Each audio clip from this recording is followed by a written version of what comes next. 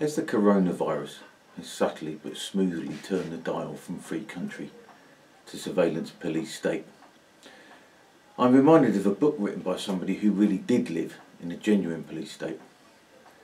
Whilst I, along with many other souls, fret about what that might feel like, an atomic scientist who was forced to attempt to build a nuclear bomb in Saddam's Iraq, Mahdi Abedi, has saved us a bother. Here are just a few snippets from his book, The Bomb in My Garden. In Iraq, there is a deep sense of insecurity. When you make people feel secure, they won't feel the need to protect their homes with window bars. The same thing goes for nations. As soon as they feel secure, they won't think of needing bombs. The question is how to achieve a feeling of security by some other means. And here's another. His suspicious look deepened my worry that he would place our families under surveillance. I began to look over my shoulder for undercover agents following me and listening to my private conversations. I could never be sure, of course. That is part of the effectiveness of the police state. Fear shadowed us just as effectively as any agent and made us alter our behaviour. The climate of general surveillance made the entire populace wary and secretive. But this is the one that really struck me to my core. But I shared his nervousness. The word security triggered a subconscious reaction of fear in both of us. In Iraq, it usually meant just the opposite. Security. The word, according to one online definition, means the condition of being free from danger or threat. But in Iraq under Saddam, as in so many places around the world, as Mahdi Abedi reveals, it means the precise opposite. So far, so 1984. The twisting of language to mean something other than it should is textbook Orwell. And I'm certainly of the opinion that the word security should be read in its new Orwellian meaning, that of making one feel insecure. But why is that? Why is it that I view CCTV, ANPR, facial recognition and all manner of security technologies in that way, when it is obvious that the authorities would rather that I did view security measures in the reassuring way that most people seemingly view them? These security services, like the police, Customs and Excise, MI5, MI6 and GCHQ, are usually lauded in television, books and films as fearless defenders of our, well, what? Our freedoms? But what do our freedoms, our civil liberties, to give them their slightly pejorative, lefty liberal moniker, actually entail? Well, one of them is freedom from state interference. At the moment, the state is trying to give the impression that the state and the country are one and the same thing. In a time of national emergency, that is desirable. Well, it's desirable for the state. In fact, it's always desirable for the state. But the state is not the same thing as the country, no matter how convenient the authorities would find that. The country is everything within it. The state, however, is merely the governing machinery of the country. It is a necessary evil that we, the country, pay for in the form of our taxes, and that we tolerate because someone has to do it. Somebody has to be in the driving seat, in the captain's chair. But we are the paying passengers, and we should never forget that. And the governing class need reminding of that fact on a regular basis. Brexit was the most obvious example of this. During the Second World War, when the threat was obvious and immediate, the country and the state came as close to being the same thing as they ever have been. And in that instance, people willingly gave up liberties as the price for victory, knowing full well that defeat probably meant giving all of them up. They accepted that. As ordinary citizens, they were to be in the firing line just as serving soldiers were. They accepted conscription into the armed services. Those who were in reserved occupations like farming and mining sacrificed their often expressed desire to fight to continue to do those vital jobs. everybody, and I mean everybody, gave up their right to buy as much as they liked in order that everyone got their share. They even accepted the imposition of identity cards, which was viewed as very un-British. Although Churchill announced their planned abolition as early as 1943, so objectionable as they were to his libertarian principles. The Labour government that was elected in 1945, as it happens, decided to keep them, only for them to be abolished with the re-election of the Conservatives in 1950. But not to admonish the Labour Party too much, since even they agreed to put aside party politics until Germany was beaten, with Clement Attlee serving as a very effective Deputy Prime Minister to Churchill until then. Is the coronavirus the same as the Nazi threat? Despite being an invisible enemy, is the threat just as great?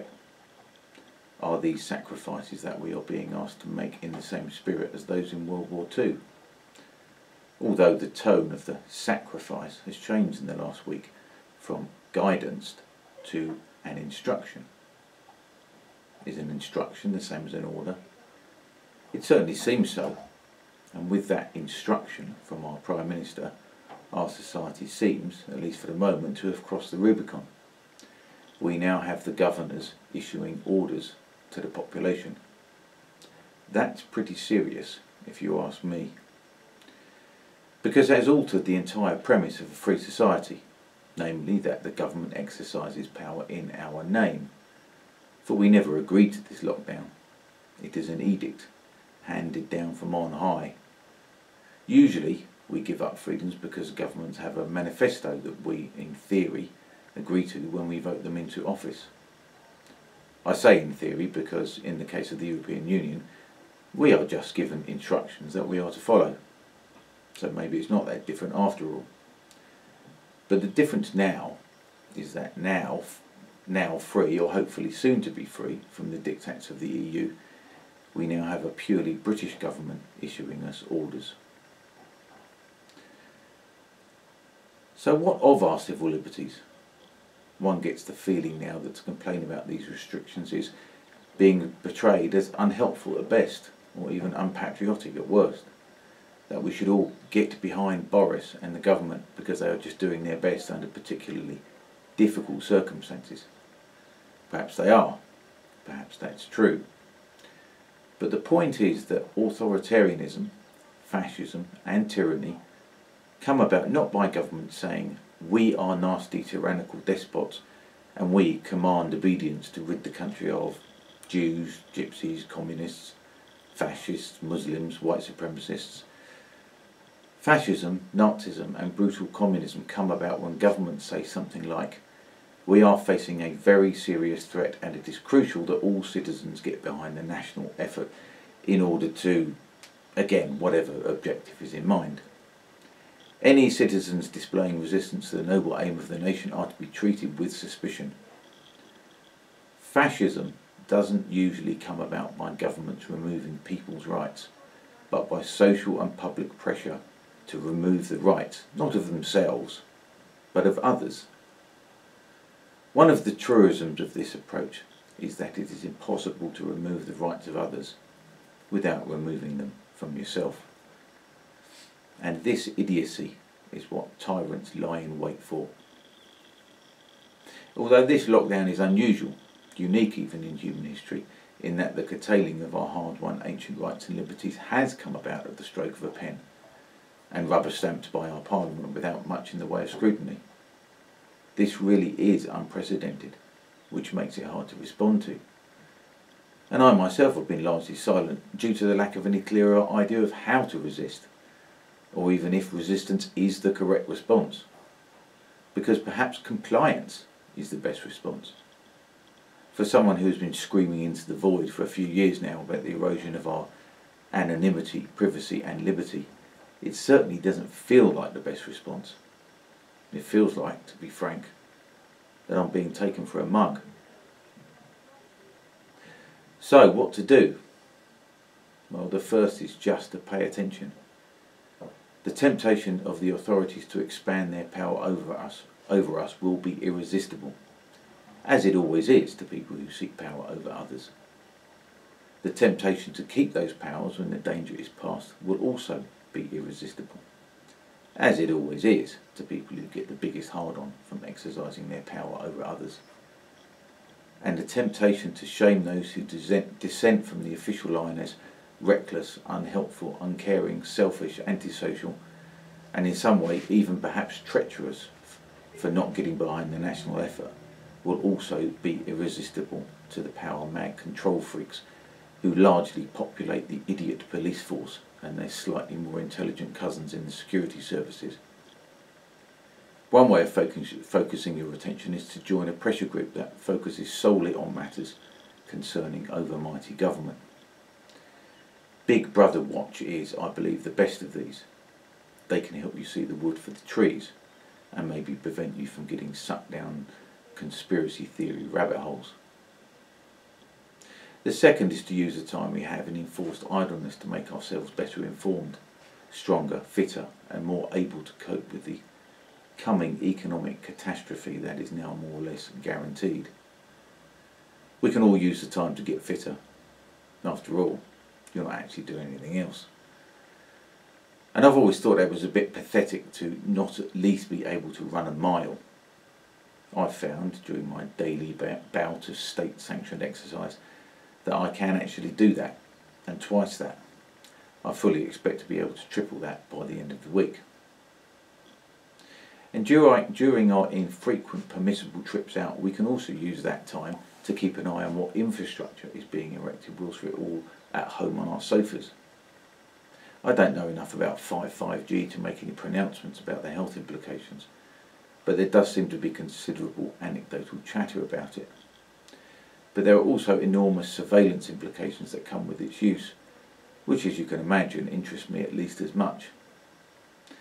And facial recognition technology was facing a rake of legal challenges as the Metropolitan Police began rolling it out across London.